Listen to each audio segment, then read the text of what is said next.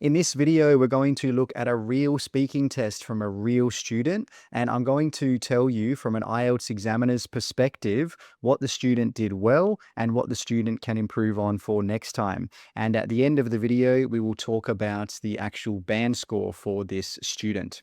All right, let's get started. Let's talk about what you do. Do you work or are you a student? Okay, actually, I do both. I'm working while studying.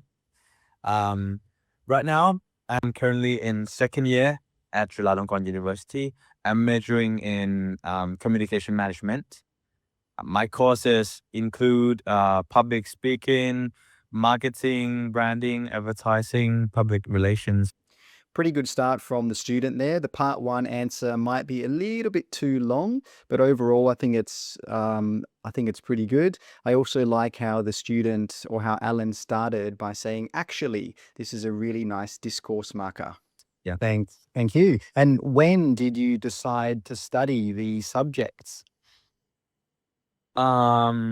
Actually, I decided at my last year of high school. Yeah, because by the time I realized that um One thing I'm noticing so far is that Alan has quite a few hesitations where he's saying and ah, and this might reduce his fluency score. I'm good at communication skills, and I really want to know, how to communicate effectively. I want to um Um, I want to pursue my career in the industry that use communication skills. That's why. Yeah. And is there anything you would like to study in the future? Actually, right now I'm really into sales because you know um another good discourse marker. And just in regards to his pronunciation, I think his pronunciation is pretty good at the moment. Everything seems pretty clear. He's pretty easy to understand. good salesperson has good communication skill. So I think Small error there. He said communication skill when it should be communication skills with an S. I have good communication skills and I want to be a good sales.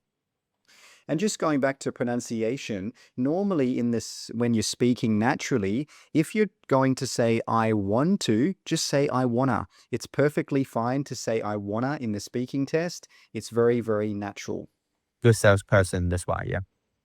Now, let's talk about your daily routine. What's the first thing you do when you wake up, Alan? Okay.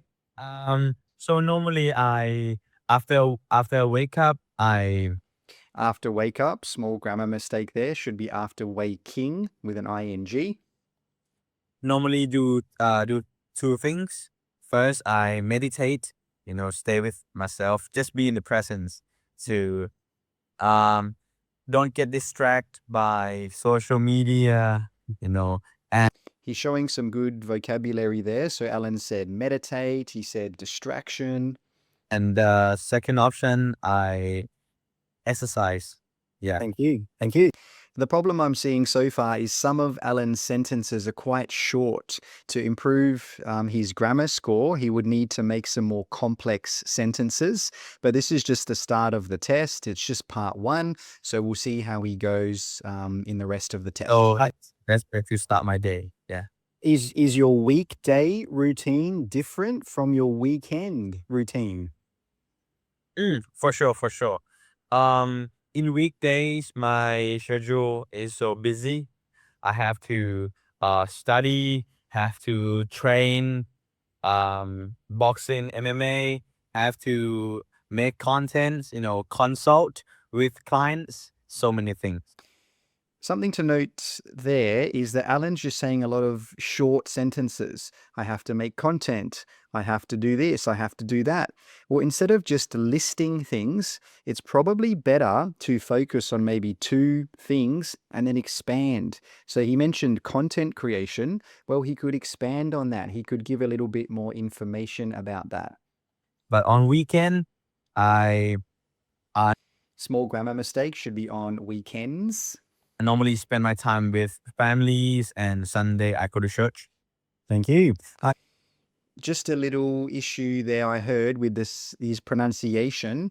When he said church, it sounded like church with an SH. So this might affect his pronunciation score. Is there a part of your daily routine that you particularly enjoy? Yeah, I enjoy training MMA because I'm really into I'm really into a nice way to say I really like something. uh mixed martial arts. I watch UFC every week, so I'm really into it. Yeah.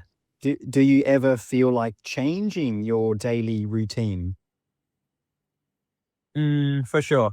Because sometimes my routine is repetitive. I did the same things every single day. So maybe just watch movie or something, just to relax. Yeah. Now, let's talk about keeping healthy. How do you maintain a healthy lifestyle, Alan? Okay, so basically I just eat balanced diet. Um Another small mistake there. He said eat balanced diet. It should be eat a balanced diet. So all of these little, just very small mistakes, they don't have an impact on the listener's ability to understand the meaning. But because Alan has a lot of little mistakes like this, he's probably not going to get to that band 8 level. His maximum score is probably going to be around a band 7. But like I said, let's have a look at the full test first. working out every day, every single day, and um sleep enough. Yeah, for me. And Yeah. what's your favorite type of exercise? Like I said, training MMA, training boxing because um I'm not a person that like to do cardio that much. I hate, running for hours and hours. So the easiest way to do cardio, and I enjoy doing it, is to train boxing. Thank you. Now, I'm going to give you a topic, Alan, and I'd like you to talk about it for 1 to 2 minutes. Before you talk, you have 1 minute to think about what you're going to say, and you can make some notes if you wish. Do you understand? Yes. Thank you. So, in the chat, you'll be able to see your topic. I'd like you to please describe a piece of technology that you find useful. Okay. Well, remember, you have 1 to 2 minutes for this, so don't worry if I stop you. I'll tell you when the time is up. Can you start speaking now, please? Okay. So one piece of technology that I think is extremely useful for me is Nice use of extremely, and you could hear that stress there. He didn't just say extremely useful, he said extremely useful. Nice bit of stress there. smartphone. I use smartphone for various purposes. Nice piece of language there, various purposes. A lot of students would just say something like, I use smartphones for a lot of different things, but various purposes, that's showing that Alan has a broader or a wider range of vocabulary. For example, um, for example, Lots of R's, lots of ums, lots of times where he's hesitating and he can't really get any speech out. to scheduling my time, manage my schedule, using different apps, and also I rely on it to communicate with my friends and Nice piece of vocab there. Rely. families. We're messaging apps. Yeah, just going back to pronunciation, I think he was trying to say via or via, but I think he said weir with a sort of W sound. So this is an issue with pronunciation. And also I use it to record my content because personally I do personal branding. I teach about communication skills. So I use my phone to record. Uh, so I think smartphone gave Now, remember, whenever you're talking about something in general, normally you need to have an S. So Alan said smartphone, but he needs to say smartphones with an S because he's talking about this piece of technology in general, not just one smartphone. Me so many benefits, you know, even though it has a downside because Even though, nice piece of vocab, nice piece of grammar. one major downside from smartphone is addiction. Sometimes when I use smartphone every single day for 4 hours, 5 hours, I'm addicted to it. Yeah. And so it can affect my sleep because I play it right before I go to bed, which is not good for my Which is not good. Fantastic piece of grammar there. Whenever you can, always try and make your sentences longer. If you say something and you want to give more information, say which. Make the sentence longer. This is going to improve your grammatical range for your grammatical range and accuracy. sleep quality. Yeah, that's all. Do not do this in the speaking test. For speaking part 2, just keep speaking and speaking and speaking for the full 2 minutes. The examiner will tell you when the 2 minutes is up. Okay, keep speaking, keep talking. Okay. So overall, I think smartphone is good for every individuals, but you have to know your limits. You have to um know that when to use and when to stop using it. Yeah. Hey, thank you. And when was the last time you used this piece of technology? Oh, actually right before I interview. Yes, right before I do speaking test because it's in um it's in my daily life, smartphone. I use it to connect with you. Now, when you finish your speaking part 2 talk, the examiner will normally, if there's time, they will normally ask you one short question. So, for example, when was the last time you used this piece of technology? When you get this question, don't give a really long answer, just give a short answer. One sentence is enough. Thank you.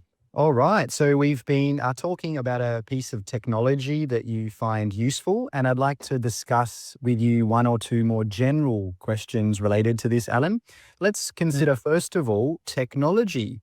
So, what technology do people use the most in their daily lives in your country? Okay. So in my country, in Thailand, um, typically people use smartphones in their daily life because it's so easy to bring it with you. It's easy to carry with you, and um, smartphone make it so easily to remote working. Connect. So, a bit of an issue here. Smartphones make it easy to remote working. No, we should probably say something like smartphones make it easy for people to engage in remote work. with other people instantly. So Instantly, nice piece of vocabulary there. typically in my country, people use smartphones. And also, typically, a nice piece of vocabulary that simply means normally. Well, you mentioned remote work. And what I'm doing right now as the examiner, I am asking a follow-up question. In part 3, you will be asked a minimum of 2 follow-up questions. A follow-up question is a question that asks you something about what you said before. So for example, if you say, public transport is convenient, well, I might say, well, can you give me an example? What do you mean by that? So always be ready in part 3 to actually give more information about what you have said. What are some of the benefits of remote work? So here's my first follow-up question. What are the benefits of remote work? So, for example, if I have a meetings, but my friend is in another country. A very common phrase that a lot of IELTS students use is for example. Now, there's nothing wrong with that, but there are much better ways to introduce an idea. One example is by simply saying, a good example of this is. Another one could be, this can be seen in. You could say something like, this can be seen in Japan, where they often. It just makes your speaking sound a little bit more professional. You know, my friend is in US, I'm in Thailand, but I don't have to travel to the US to meet him. I can remote work using smartphones, laptop, something like that. Well, yeah, there's some of the benefits. What about the negatives? Are there any negative effects of using smartphones? So this is the second main question for part 3. Like I said, Like I said, very, very nice. He's using some referencing to talk about what he said before. Very nice. one major downside is addiction. One major downside. A lot of students would say something like one big problem, but whenever you can, always try and use some higher level, what we call less common vocabulary. So instead of saying big, say major. Instead of saying problem, say downside.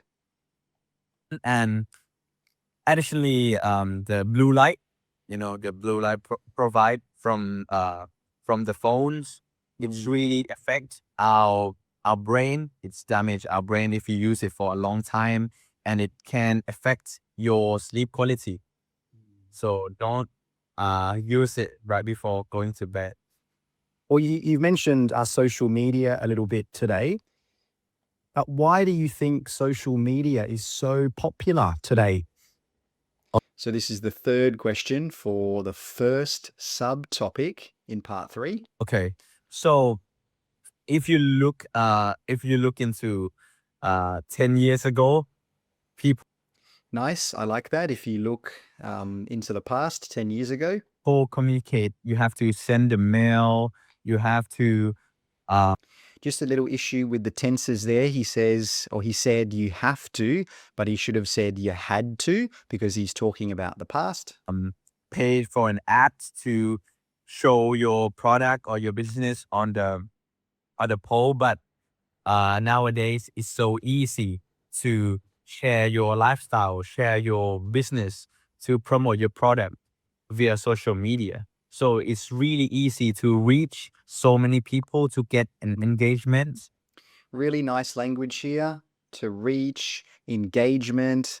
So Alan is definitely showing he has the ability to use some less common vocabulary, and that's a requirement for a band 7 in vocabulary or lexical resource. Gain traffic really easily. Well, let's move on and talk about technology and the future. Now, this is the second subtopic. In part 3, you will get 2 subtopics that you will get questions on. So, in what ways do you think technology might change the future of human communication? I think it has changed through years and years now. But in the future, I think it can change in a good way and a bad way. In good way, as you can see, people can talk instantly, no matter how long. Talk is probably not the right word there. He probably should have said communicate. So he could have said something like communication is instantaneous these days. The distance. But in the negative side is people will have less social interaction because they do faceless, they talk facelessly. And so they don't have a real, genuine connection. Very, very nice stress there. Very, very nice pronunciation. A real, genuine connection. He's really putting some energy, some stress on those important words. And also, genuine is a fantastic word. It's another example of a less common piece of vocabulary. So, Alan's definitely using some good vocab here. With people. So it can make people shy. And, Yeah, and what can the long-term effects of that be? So this is my second follow-up question. He was talking, or Alan was talking about no face-to-face interactions. And I'm asking him, well, okay, what can the long-term effects of that be? People don't have any like real face-to-face interactions. Okay. It can affect their relationships, their career. For example, in relationships, if you don't connect with a real person, you don't see their face, you don't shake their hands, you don't have the physical connection with them. So it's hard to have a genuine connection with people. Something I've noticed is that a lot of Alan's sentences are simple sentences. He doesn't make a lot of complex sentences, and that is a requirement for getting a band 7 or higher in grammatical range and accuracy. And in the career path, if you if This is an example in the career path, comma, he continues. you're using smartphones your whole life, If you using, it should be if you use. you'll be shy, introvert, hard to communicate, and See, a lot of his sentences are quite short, short, and that's going to be a problem when it comes to his grammar score. your work. What about creativity? Do you think, if we rely on technology too much, it might have some negative effects for creativity? Exactly. Because lately AI has played a crucial role in people's life. Nice sentence there. Very nice. People can generate anything. Generate, perfect piece of vocabulary. It's probably the best word you can use in that situation. A lot of people would probably say just make. You can make anything. But when you're talking about making something with AI, generate is probably the best word. We normally use generate when you make something that you can't actually touch. Using AI so easy. Alan, I'm sorry to interrupt you. Unfortunately, we run out of time. Thank you very much. That is the end of the speaking test. All right, and that is the end of the test. So well done to Alan there. He did a fantastic job. Now let's talk about the band scores. Let's start with fluency. So to get a band 7 in fluency, you need to show that you can keep speaking without noticeable effort. And I think towards part 3, he did that. Now, but however, when it came to part 1 and part 2, he didn't really do that. So that could be an issue. You also need to use some discourse markers to get a band 7 in fluency and coherence. And I think he did do that. He did use he had flexible use of discourse markers. For example, he said, actually, I can't remember, he said some other ones as well. So for his fluency, I'd probably give him a band 7 for that. Almost a 6, but I think we'll give him a band 7. Moving on to his lexical resource or vocabulary, we talked about that quite a lot. He used some less common vocabulary. However, there were a few mistakes, and I don't think there was a wide enough range to get him to that band 8. So for lexical resource, I'm going to go for a 7. Now, moving on to his grammar, I think this is probably going to be why he doesn't get a 7, because he did have some complex sentences, but I don't think he had a wide enough range of complex sentences. A lot of his sentences were quite short. They were simple sentences. And to get a band 7 in grammatical range and accuracy, you need to show you can use a range of complex sentences, lots of different complex sentences. And apart from that, he had quite a lot of small errors. So for those 2 reasons, I'm going to award Alan a band 6 for his grammatical range and accuracy. Now, moving on to his pronunciation, I thought his pronunciation was really, really good. I think most of the time he could be understood quite easily. His accent had a very, very small impact on or how easy he was to understand. He had some good stress, as we talked about. However, I don't think it's good enough for a band 8. that his pronunciation of sounds was generally pretty clear, but I just don't think the way he used stress was enough, because to get a band 8, you need to have very, very clear pronunciation, and you need to show that you can use stress quite well. But I don't think he did that. I just don't think he used stress well enough, and I don't think he showed us that he could move stress during different sentences. So for his pronunciation, he did very good. He did very well, but I think I would give him a 7 for that. So that means his overall score would be a 6.5. Now, just going back to the band scores, when you're awarded a 7, that means good. So Alan was good in his fluency, his vocab, and his pronunciation, but band 6 means enough. It's not good, it's not bad, it's just enough. So because of all of the things we talked about, his grammar would be a 6 and all of the other scores would be a 7, making him a 6.5. Overall, a very, very nice speaking test. If I was to give him one piece of advice, I would tell him to use more complex sentences.